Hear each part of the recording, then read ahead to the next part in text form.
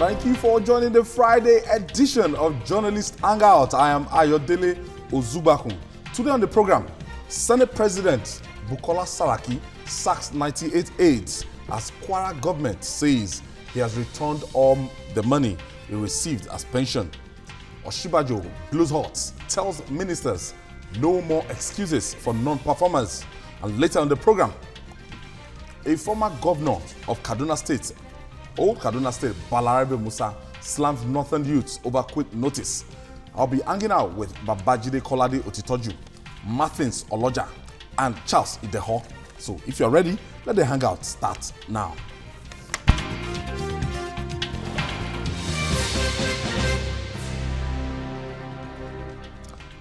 Earlier this year, the media predicted that about 100 personal aides and staff of the Senate President Bukola Saraki might be out of job before the end of the year.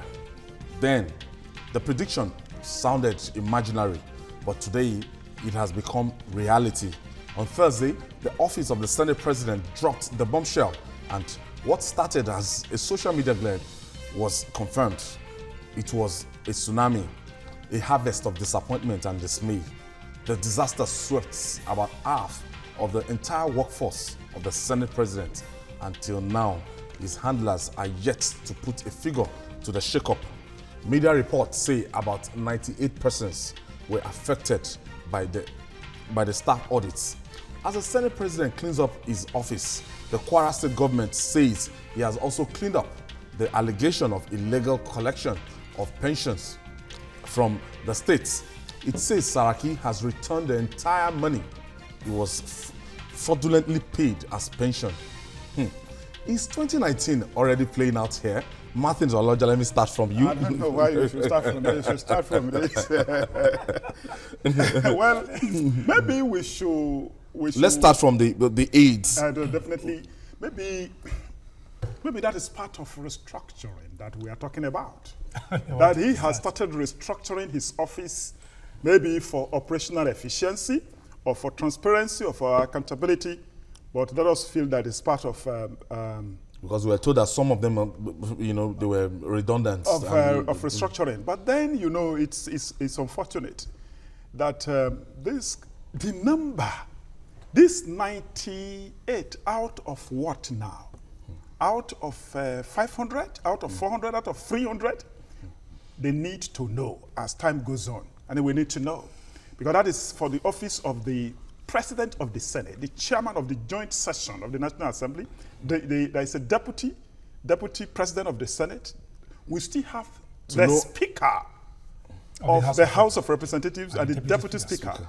And the bureaucracy of the National Assembly comprises the head, the Clerk, National Assembly, who is the head of the Legislative Service, the Clerk of the Senate. The Clerk of the National Assembly also had the office, according to the Act of 2000. The Deputy Clerk, National Assembly. The Clerk, National Assembly is head of service. The Deputy Clerk is a permanent secretary. The Clerk of the Senate is a permanent secretary. The Clerk of the House is a permanent secretary. Then their deputies are directors. That is the way they are. And in these offices, there are also people.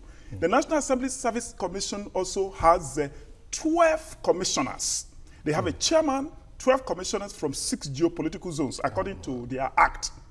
So then they have the secretary to the commission. And all these people have officers. It will be important for people who cover the National Assembly to pay attention to the bureaucracy of the National Assembly. This is different. These are the people who also join the political people there to spend 125 billion naira worth of expensive budget. Democracy, you call it.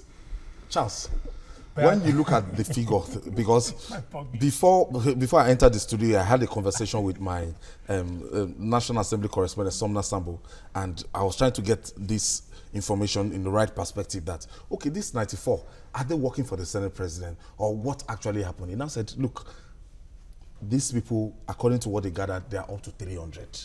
This is just scratching the back. And I would now want to look at what kind of responsibility, how big is the office of the Senate President that we have as many as 300 aides? Well, it's quite sad that we are traveling this road, this ignominious road, ignoble road, if you will, that when we are saying that we barely have the money to build the economy, we are having this issue of bureaucracy, and you are having staff that are even redundant. Are you aware that most of them have no portfolios added to them? They are there in the morning, wake up in the morning, they just go over there and then they loiter. At the end of the month, your tax, my tax, is used to pay these people. Are you also aware that even out of this 98, a lot of them are also based in Kwara, in the constituency office of the Senate President, and even his personal residence? That's exactly where we have found problem with the kind of democracy, the Nigerian type democracy we practice in Nigeria. It is mind-boggling that, I mean, every month we cough out over ₦1 billion to pay these people, just including the one Martin just talked about. Over ₦1 billion every month to pay these people in their salaries, in their emolument, everything. And then we say we don't have money to generate the economy, I mean, to build the economy. We have the money, but the money is going to other areas that are not necessary. Most of them are, through referrals. When the man got into, before he got to the office, a lot of people helped him. So, and these other people, they all submitted candidates. So in order to just say, okay, be in their good books, he accepted them.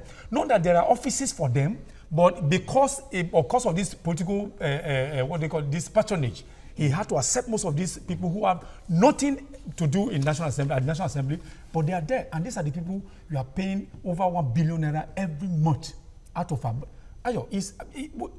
I want to look at it, it is not something that should be encouraged.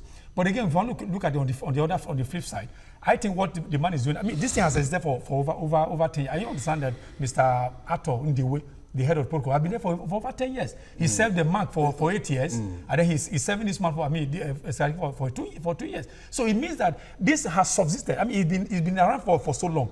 What I believe he's trying to do now, even though I applaud that, but I think his man is just trying to do political image cleansing. Babajide, when you look at the side of it, I don't know if the National Assembly can have this. I don't know what will be happening in terms of the executive, the number of aides the vice president will have, the number of aides the Mr. President will have. I can just imagine how many of these people Mr. President will have, and the people working around them, the executive, if we have the legislature like this. Because somebody told me that the Speaker of the House of Representatives has over 100. Yeah. Yusuf Lasson, Dogara, between them, they have close to 400 aides. And Ike Kurimadu, between them, they have over 600 if not possible.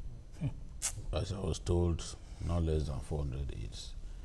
You see, the devil is not so much in the number of people that we are paying for doing nothing. It is when they want to leave office and it's time to pay severance benefits. That is when Nigeria gets bled. That is when these people really bleed Nigeria. You see,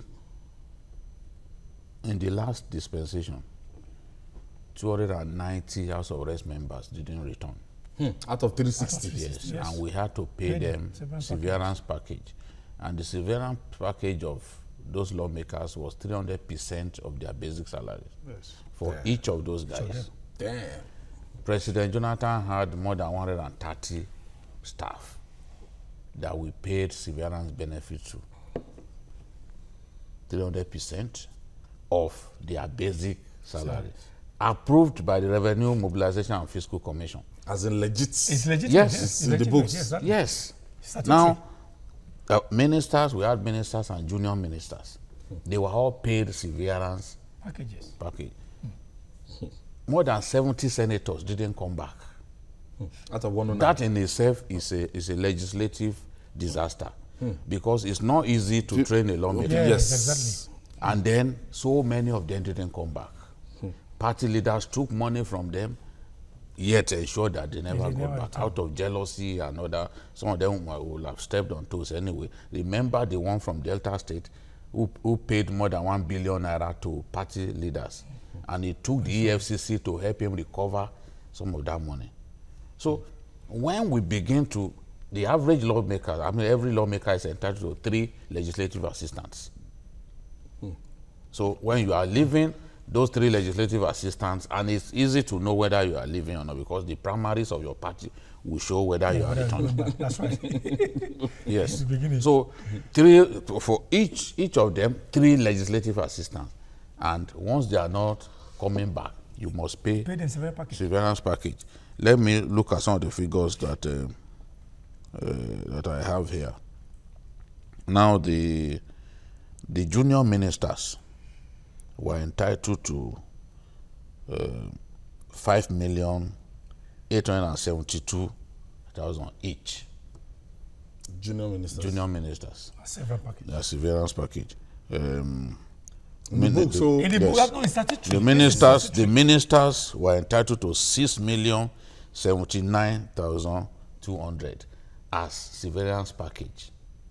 So now all you need to do is tally this together by the number of senior ministers and the number of junior ministers. So we ended up, for the House of Reps members, we paid, of course they didn't come back, most of them didn't come back, we paid 1.7 billion as severance package for House of Reps members. is it including their aides or No, only the that. lawmakers? I'm talking about 290 That House did of not Reps return, members that that didn't did come not back. Their aides is different now.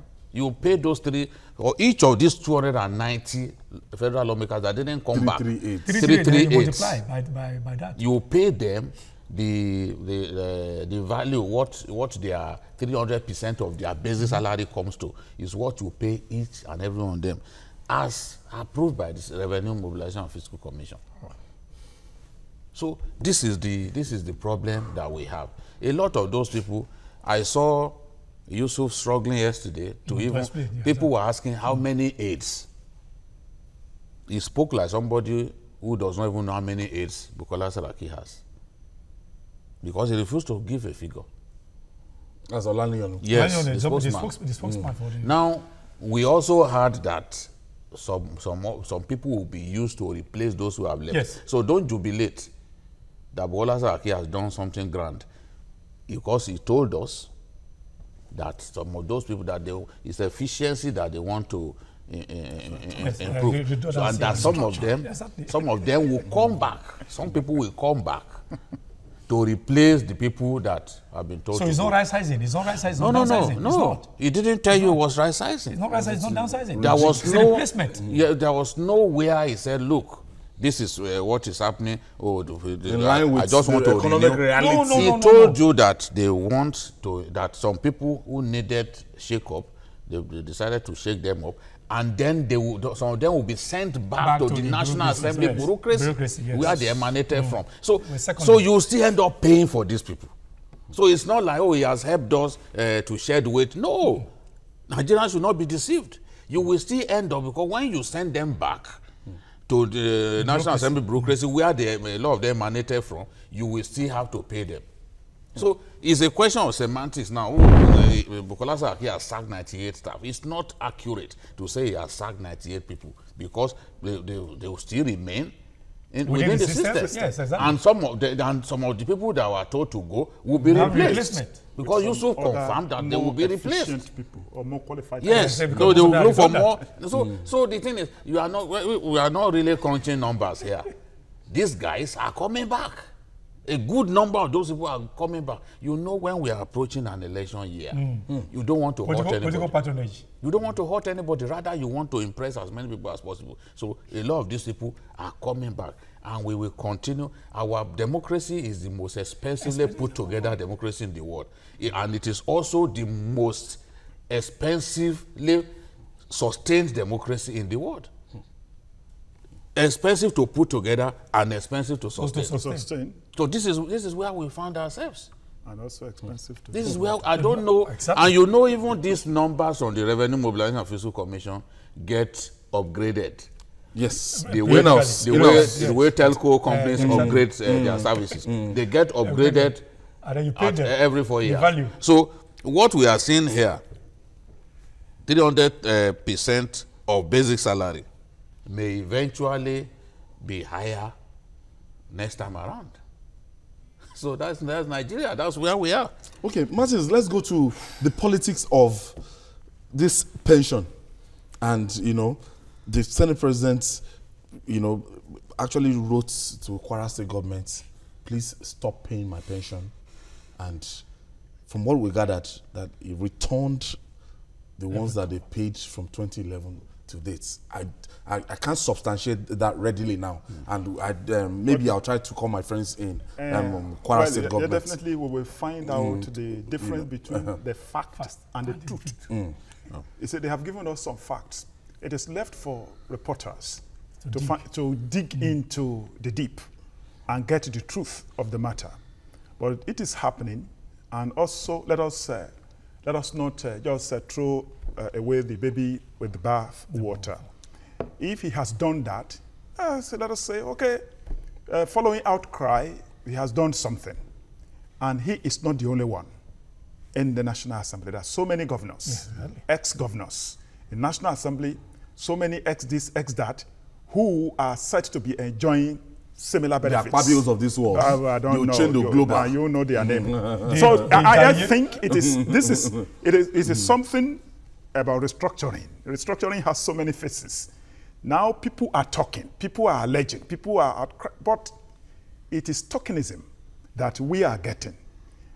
In a time of recession in a country like this that is so import dependent and depending on only oil revenue that is not enough to even fix our infrastructure, we believe that the political behavior of our political office holders, especially our leaders, should also reflect the climate, should reflect the economy that we have now. We are talking of recession. But their attitude does not show recession. They are not frugal. They are still profligate. And it's unfortunate. And I believe that this is also a signal. As people are asking more questions, people will dig deep. Whether in Kwara or whatever, we are still talking about the issue of Revenue Mobilization Act, through which even local government councillors are paid. Because this is part of the issues in federalism. That there is one law in Abuja and it becomes a circular to all the 774 local governments. Iketu, 36 states, 774 local governments. Law in Abuja has left. So when we are asking these young boys who do not understand the issues in federalism, especially in the social media, these are issues people should be talking about, not just this general approach to it, that one law in Abuja is what they use in paying everybody in the country. One size fits all. One size fits all. I think this is my conclusion on this, that, well, he has done this, let us praise him. Then we dig deep into what has really happened or what has not happened, because we know this is Nigeria, where political office holders come to tell reporters that this is what I have done. And when you dig deep, you discover that they haven't done anything. So it is left for reporters on site there to carry out investigation. Yeah, to carry out investigation and tell us, and also ask those who are in the same boat with the president of the Senate. Have you done yours? Have you complied? Have you complied with the requirement of the law? Charles Ideo, yes. We are moving towards the last quarter of 2019, and I mean 2017. And I remember Bode George telling me earlier this year, he told me that, look, Ayo, by the time it's the last quarter of 2017, that is when the politics of 2019 will start. And officially, governance would have, been going down. By the time we enter 2018, primaries and everything is what, So I smell politics here. And I know that the body language of the Senate President, from what I've been saying, I know that he might want to take, a shot at the #1 seat, which is right. He's right. I mean, he is eminently qualified to do that. As a Nigerian, bona fide Nigerian, born, bred, Nigeria, and then he has all the qualifications. But let me also join, align my thoughts with that of Martins, that it's applaudable. What he has done is applaudable on the one hand. But on the other hand is, we're still having problem with how much that amounts to. Because even when the secretary of what was it called in Kwara State, the spokesman of the Kwara State government was asked, he said he needs to get the figure from the Accountant General of Kwara State before he can tell you how much it amounts to. From 2011 on a monthly basis to 2017, he has returned that. I said it's applaudable, but as I said, I posted it on my Facebook wall this morning. Return the cars and the houses? No, all about exactly. Those the pension comes they are with part of, it's what increased it. So if he had done that, and then truly he is something that I said earlier that we need to applaud. We need to see exactly whether he truthfully did that or is purpose built. What I mean by purpose built is that, as you said, Bodejo told you, these are part of the things you begin to see. People want to cleanse their images, or they want to look like the good boys. They want to look like a very sellable candidate for 2019. Or when he has done that, or if so person can do that for his whole state, then it means that when he gets to the national, then he'll be frugal. He'll be able to save money for the real sector. That's exactly what he's trying to do. I'm telling you, the Saraki that we know may not have done that as on a righteous basis. As still politician. But I think that the man just is embarking on image cleansing, just to paint that name Saraki and make it a brand that will be sellable, a brand that people can say, okay, let's lean on him, so that by the time he's 2019 and then his candidature comes up, then we can now begin to fly a kite of somebody who is righteous enough to aim for that office. Jide, what do you think of this situation? Because somebody cannot wake up as in one breath. Last week you are returning all the pension, in another breath you are sending all your redundant aids back in, and you have this sustained media presence in the news. You are saying that Magu is upright. Yes. It's you see, the culture of asking questions is a culture that is dying in Nigerian journalism. Yes. And it's such a shameful thing. Because sometimes too, even your own colleagues will say, oh, why are you talking like this now? Why are you talking like this? When because you have made a habit of speaking the truth, even your own colleagues sometimes, they hate you for it. Yeah. They hate you for it because they are already consumed by the prevalent culture of not asking questions. Because the question that people should ask is, okay, this severance package in Kwara, this pension package, the pension law, who instituted it? It was Bukola Saraki that came up with it. Did he come up with it because some funny fellow in Kwara wants me to believe that since 2011 he stopped taking pension? So if he stopped taking pension since 2011, why did he institute it? Why are we just knowing? Until Serap came out to say, no, you people, you should not be taking this, and then the Senate President said, no, I'm not interested anymore. The question, then they came out to tell us that the Kwara State was owing the Senate President. The Kwara State was owing the Senate President. And because the Kwara State was owing the Senate President, they now deducted that he considered the pension that they had been paid over the years. He considered to the state. But Kwara State was owing him some money, and then they deducted that source. So the question to ask is, for what were they owing him? He borrowed them. Because the value of that pension, it is the current salary of the incumbent governor that he is entitled to every month. Okay. So you know. Yes. Now, so what did he do for Kwara that would have been so high that for 6 years, the pension could not clear? Do you get the point that I'm making? They should tell us. They should tell us what he did for them. What were they owing him for? That's a very big question. Do they want me to believe now that during the time he was governor, they didn't pay him salary for some months? Okay. Were they owing him for some months? Let me pick Kule is calling us from River State. Thank you for joining us, Kule. Okay. Good evening, everybody in the house. Good evening. Good evening. Okay, can you hear me clearly? Yes. Go ahead with the contribution. Yes. Thank you for your contribution in the house there. Thank you.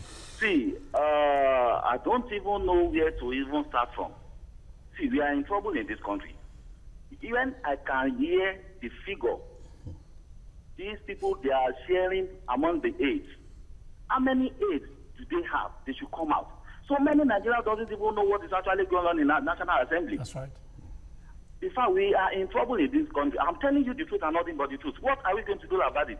But besides, apart from that, our constitution is sick.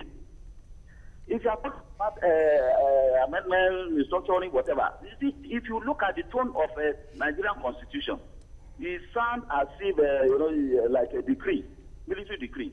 Can't we have another constitution to develop another constitution in order to move forward in this country? It's cumbersome. To House of Assembly, do the National Assembly there? Look at what happened in Senegal. They did away with one of the Thank you, Kule. Thank you for your contribution, Kule. So the question is, do you institute something for you not to benefit from it? Do you start something with the goal of not benefiting from it? I smell a lot of you see, if you are a journalist who has questions, there are so many questions to ask about this. But why are we just knowing this? And the people who are telling us this can't even provide all the answers. You ask certain questions, they won't give you the answers. And you are saying, oh, they should leave him alone. Nobody, they should leave him alone. Since 2011, he has not been taking. Since 2011, he has not been taking pension. You want me to believe that? You want me to believe that? No, but no. If you want me to believe that, then provide proof. No, what did he return? You take what you return only what you are taking. We need this. We need to be told. I think this was just to challenge. We need to be told. Let's not gloss over anything. We need to be told the value of the unpaid pension over the years. We need to also be told how much they were owing him, because for pension of 6 years, which is equivalent to the current salary of the incumbent governor, by the scale, I mean, by the pension package that he came up with, that he drew up in Kwara. If you are saying that what he was owing, that what Kwara was owing him, that they cleared it up with what they paid to him, then you must have been owing him an extremely huge sum of money. And the question we will now proceed to ask is, for what were you owing him? What did he do? Has he now been treated like primary school teachers that we routinely don't pay their salaries? Was he denied salary while he was governor? What they were owing him, what he was anticipating that he would be paid, did he include it in his code of conduct? I think we just threw this challenge at the Kwara State government, and we'll be telling the likes of my friend Dr. Femi Akorede that the Kwara State, the government of Kwara State will really need to come out and just give us a breakdown of what is happening. So that give us the figure, let us know what is happening. Akorede dodged it. So we are calling him again. There's some questions. Okay, quickly, please. And you know, with the questions from what he's saying, we challenge our colleagues on the field. Now, there are other concomitant questions. Matters arising. Yeah, we are talking about money. The act, will the act be repealed? Then in the act, there are issues of houses, cars, health care, for all these education. Are they going to also disband that one? But the question is whether the House of Assembly in the states will repeal these laws so that these people will not benefit, because they are benefiting other things apart from money. That's right. Yes. But the truth is, once you get into that National Assembly, and they continue to pay you housing allowance. Yes. Meanwhile, the pension package that they drew up entitled both you your to home a state, house in your house in Abuja Abuja, and in your home state. state. You are not supposed to draw. Cars. You are not supposed to They're benefit. supposed to Exactly. buy You you You some are not cars. supposed to get those allowances. That's what I mean. How would have even expected Jide that? So the ideal thing is the Senate president should proceed if he wants us to take him seriously. He should proceed now to get his colleagues to stop taking this. And there are many of them there. Yes. And then the states. Gentlemen, we have to move on. we just have to leave it there. We throw the challenge to the government of Kwara State. Dr. Femi Akorede, the ball is in your court now by giving us all this information and the challenge Jide and the give question. give us quickly. Don't waste our time before giving us. All right. After this break, Oshibajo breaks the ice, warns ministers against making excuses. It's still journalist Hangout. Just stay with us. We'll be right back.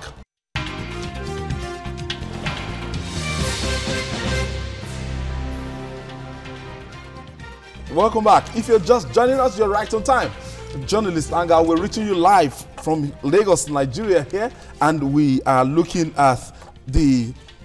It's after 2 years of this administration, and for far too long, Nigerians have had to endure a system that routinely shows them that it's near impossible for the country to be great again.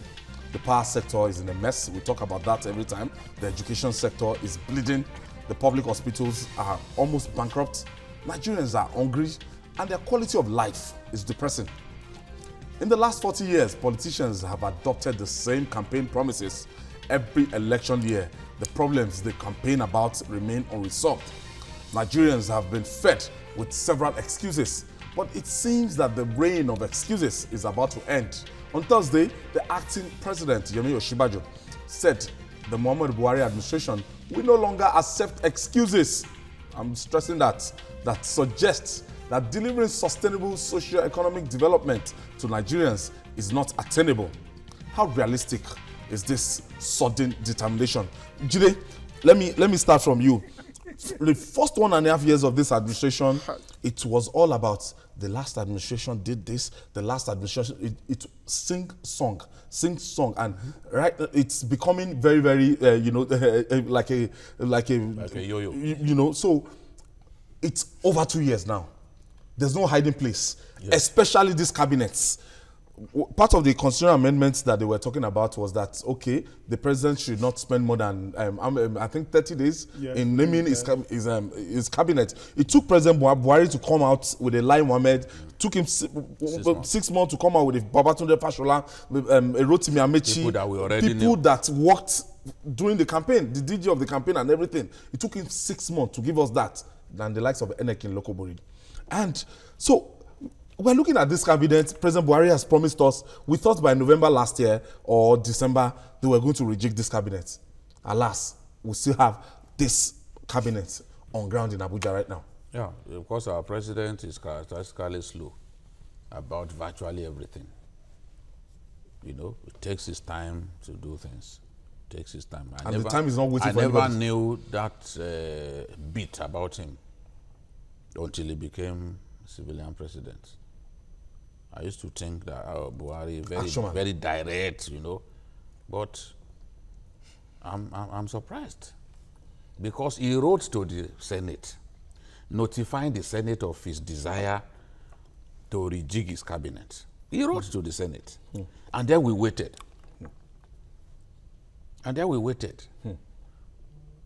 We are gradually inching towards the end of another year now. Nothing has happened. And I'll say repeatedly that cabinet, many of the people there do not deserve to be there. It's like not even having ministers at all in some ministries. Honestly. So, and in that situation, you must rejig your cabinet and infuse the much needed energy, the much needed dynamism. Because it's not enough for Oshibajo to just say, no, excuses will no longer be tolerated, this and that. They will not stop giving excuses. People who are not minded to do great things will come up with excuses. People who lack the capacity to do great things will come up with excuses. What do you want them to say? They will give you an excuse. until you find the right people. And the right people are here in Nigeria. We have said repeatedly, for example, that, look, find someone in the mold of a Batunaji, for example. For the power sector. Give us for the power sector. Because Fashola has clearly failed in that area. It is apparent as daylight. Except you want to deceive yourself. And I'm not in the habit of deceiving myself. The numbers show clearly failure in that regard. So allow him, because he is fantastic when it comes to infrastructure. Yes. He showed that talent here in Lagos. Yes. Allow him to face works. Allow him to face He was works. building flowers in Lagos, he was building roads. He did roads, fantastic roads. Look at Wemco Road here that he gave us. Look if at you the are driving through bridge that road, Ikoyi. driving through Wemco Road, you will be praying for him at night. And, When Fashola was building that Wemco Road, the drains on both sides of the road are as high as a two-story building. Because of the problem of floods. Floods. Because of the problem of floods in that area, he needed to solve the problem. Yeah. So in that area, when it comes to infrastructure, you give it to him. So he can concentrate on works. Fashola has gone grey. Struggling to get a hang on the power sector. But the figures still do not add up. The figures still do not point to the fact that he is succeeding. So Fashola will give you an excuse. I read it about all the time. Just wait, maybe by early next week you hear something again. The minister talking about the power sector, not telling us that within 6 months he will fix it. Telling us why this is not happening, why that is not happening. We are tired of hearing why this is not happening. What we want to hear is when this will begin to happen. That is what we already know why it is not happening. But give us what we do not know, which is when you will solve the problem. John Oyegun was quoted earlier the week and saying that they never knew that things were this bad when they were campaigning. I won't accept it because when they were campaigning, I won't accept that, Ayo, because when they said they had a solution to the ineptitude of the past administration, it means that you must have studied that administration to know exactly where they were faulty. So for you to exactly, so you to say you didn't know that's you can. I don't accept that, because if you say okay, what is happening? It's your brother. And Charles the was your governor now. What I'm saying is that if you told people I have solution A, I have solution for this 1, 2, 3. It means that you must have understood it. Just if you remember that billboard, we are going to defeat Boko Haram in 1 month. In 1 month. The billboards, all over. Now, what have we got now? We have got to the regime of... We are trying to catch Shekau in 40 days. We have got to the regime of exceptionalism, where we think that things can work. And that's exactly why you are having it. Actually, when he came in, they sold the dummy to him that except you increase tariffs, the power sector wouldn't move forward, couldn't go forward. They sold the dummy to him, and he accepted the dummy. He started to, all these things song about, oh, we need to increase tariffs to make it but they increased it to make it competitive. It was increased, and then the OT didn't do it. We went backward. What I'm saying is that times there were in the past months when I could mention about 10 ministers and their portfolio because of performance. When we were in Bendes in those days, they were commissioners. I mean, Akpata, the rest of the Obogodo, because of, you will know these people. Very active.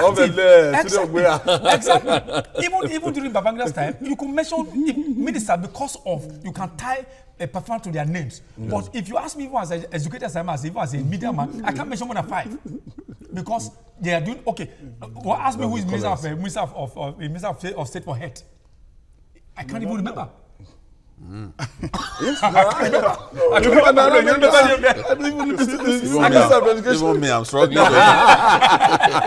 But if they perform, you'll be able to tie to their names. Yes. That's exactly so.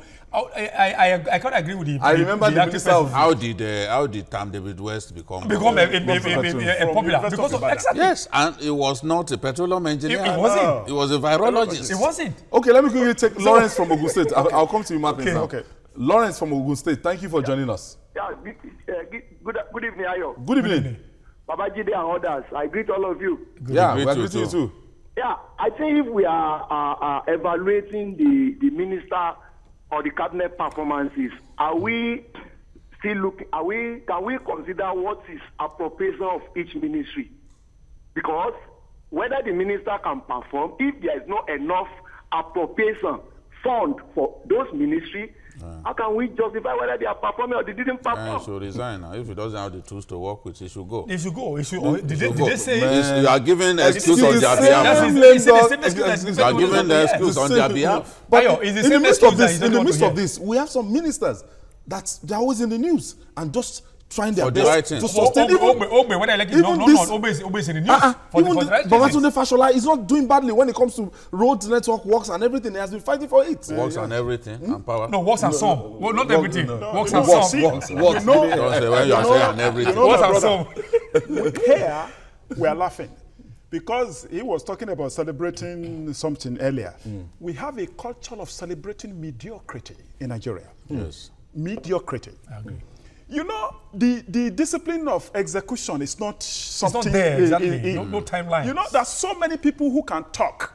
There is this nexus that we should talk about, that is between learning and character of executing projects. It's not everybody that can talk that can plan. Yes. Strategic planning, strategic thinking. You know, there are so many things that are in this warning, but it's good that the acting president has actually identified these poor performance. That people, he recognizes that there is poor performance. People are not happy. People are angry with the present administration, and when you get into the social media, what our colleagues who blame us for talking too much are hiding. They are in the social media. People are talking, people are evaluating. Now, if we want to give excuses that you didn't know that these things were bad, that is not acceptable. That is not acceptable. In the first instance, there was Ahmed Joda panel that sat for so many months, and they documented everything, and they gave the roadmap and everything what they were going to do. That they should hit the road, hit the ground running. Hit the ground running, but they hit the ground and sat down. So I think, you know, in a country when we are talking of foreign direct investment, you are talking about this thing. There is this need for critical infrastructure. You are calling foreign direct investors to come in. They say, let us even go to our ports to see exactly if they are bringing in some equipment and all those things. It's not more trouble. But to even get to the port, it's a problem. The minister in charge of transportation is more interested in politics of his state than the portfolio. Even a person that is chief executive of one of the parastatals, NIMASA, is always in politics there. Yes, always talking about the governor. NIMASA is not a political organization. It's what that means he has not kept himself. Like he has not kept himself busy enough. But he's a former governorship candidate and he's still interested in that. Yeah, that's why Masabe is going to be kept at bay. You know, this transportation. Tied to that is the airport. Look at the airport there. Did you see that picture of two rats fighting on the roof of the international airport of Nigeria? And two rats fighting, and then they were just hanging gingerly there, hanging gingerly on Lagos State government is now next month going to begin just the construction of a world-class road to our airport. It's a federal road, the access road. You know, these are issues. Look at the roads in Nigeria. I always travel along this Lagos-Ibadan expressway going to Ondo, Benin, Ore regularly, my brother. Nobody talks about it. We are always talking about Lagos-Ibadan expressway. Our leaders do not talk. Our representatives in Abuja, they fly over the problems, as we always say at the editorial board of The Guardian. Our people fly over the problem. They don't even know. They don't know what's that is the most important transportation facility. Road transport. The network. The network is terrible. Yeah, there is a minister in charge. Is just there is no time, but look at this agric. We are even talking about Outdogbe. It's always we have all this it is not enough. Let me tell you something. Two container loads of yam. And then you export yam and export the value chain. The rice that we are talking about, we will start exporting rice. How many meals? Rice meals. How many integrated rice meals? Do you know the value chain? Do you know the value chain of a tuber of yam? You know? So the cabinet, if we there's a long way to go. A long way to go. But at least we can give them. You see, the thing is, Yes. you see, we must offer hope to our people, no matter how. But hope is not a strategy. Yeah, according to Farid Zakaria, he said hope is not a strategy. But we you keep see, hoping and hoping. that's Farid. You see, the thing is, there's a danger in not giving hope to our people. people. Exactly. The Because despondency, when despondency takes over, Yeah, that is what the when acting despondency president takes has noticed. over, And it's dangerous. So our people, we must let our people know that, look, Nigeria, we are a gifted people. Very, very. We are a gifted people. We are very enterprising. And we are hardworking too. That we can always bring the chestnut out of the fire. So all hope is not lost. We want to see a situation whereby things will begin to change in the next few months. This cabinet and that's why we are encouraging these ministers to turn a new leaf. It's not as if we have anything against them. Turn a new leaf. We don't hate you. We want you to be Do better the job for at which what we are- you do. we are- That's all. The powerhouse, there is an issue. Quickly. We have to go. We have to Yes, go. we will return to it. We will begin with it. Palpable Now, definitely we will. Nigerians are understandably afraid. They are afraid of that quit notice issued by some northern youths in June and has begun to beat not just the drums of hatred, but those of war. The federal government's intervention in the divisionist crusade has yielded little or no effects. Anti-Igbo music sung in Hausa is trending on the social media.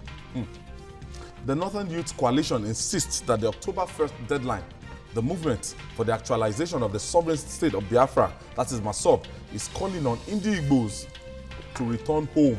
And the Niger Delta agitators have also issued a quick notice to Northerners and the Yorubas living in their land.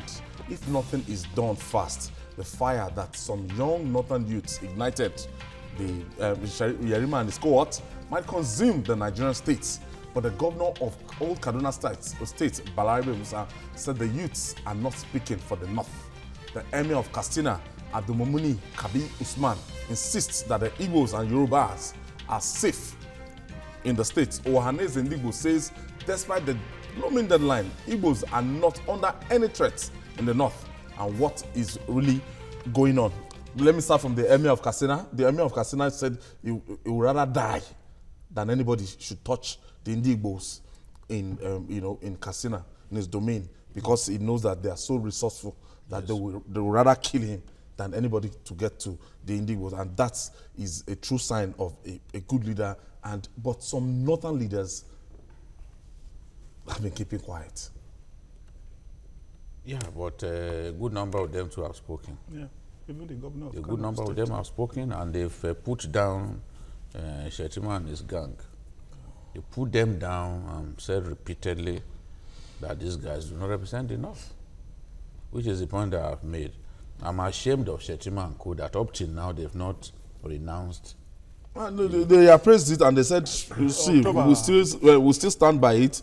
If anybody is saying that they want to go with IPOP, that they should leave the North. They think, but how many people are even supporting IPOP? IPOP today, if IPOP is shouting about referendum, if they do a referendum today, Kanu will be resoundingly defeated. You know we didn't carry the day. Kanu will be resoundingly defeated, no matter what the Igbos feel about Nigeria. Yes, many of them are justifiably hungry. They still believe in the Nigerian project. So Kanu represents only a small fraction of people in the East. I'm very certain of that. If people, if this thing will be put to a vote, you see clearly that the majority of the Igbos do not want Biafra. Even talk to your own friends. What do they say about Biafra?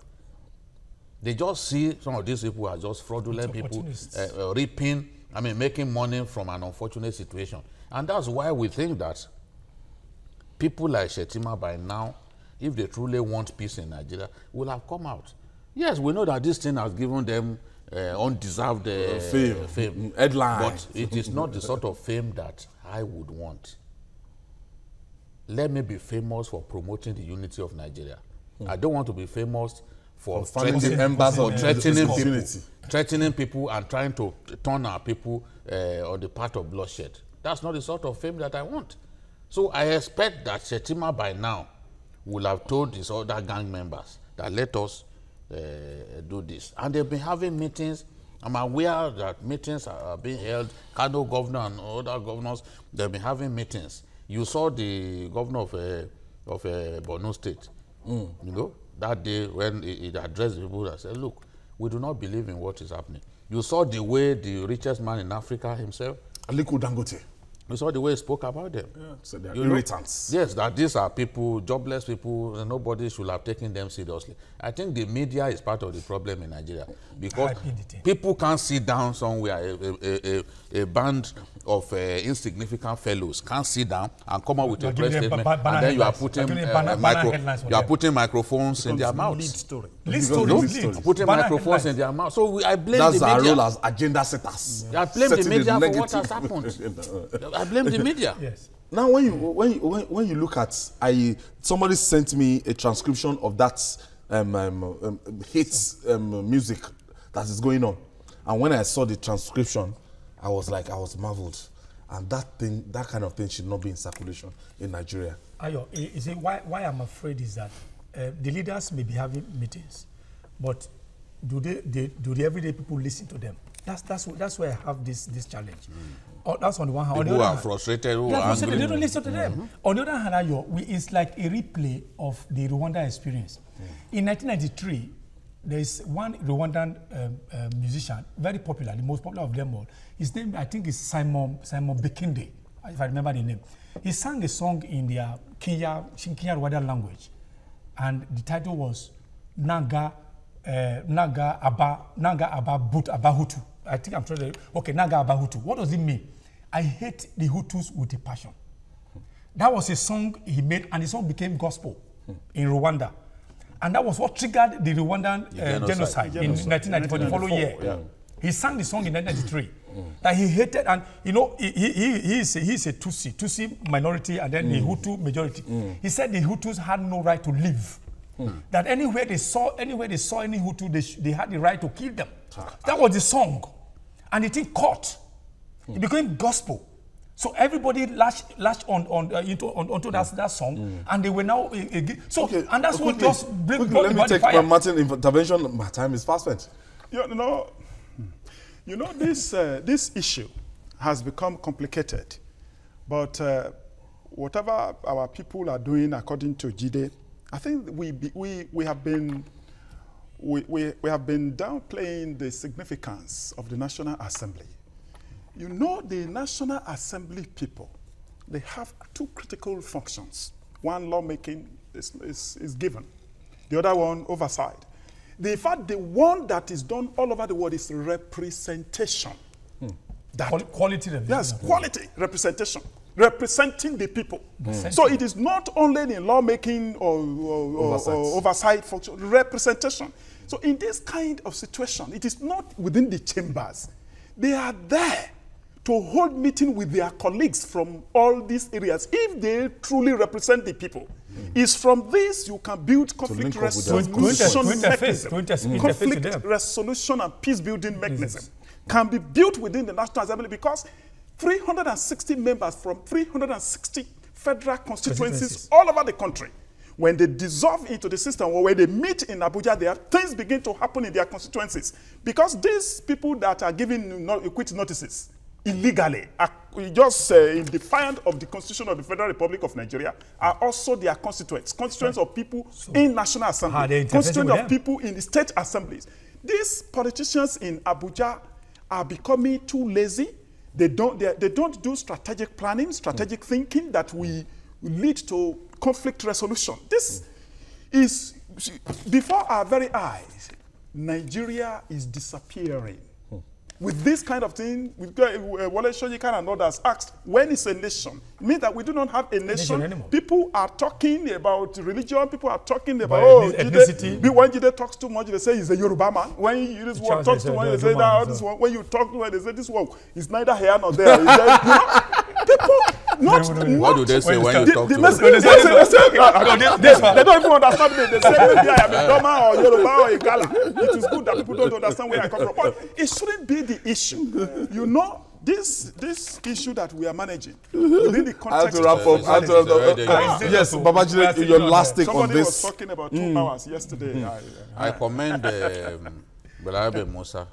He's always on he's always on the side of the truth. Always on the side of the truth. Extremely reliable. You know. Yeah. Over the years. Yes, extremely reliable. As reliable as a live wire.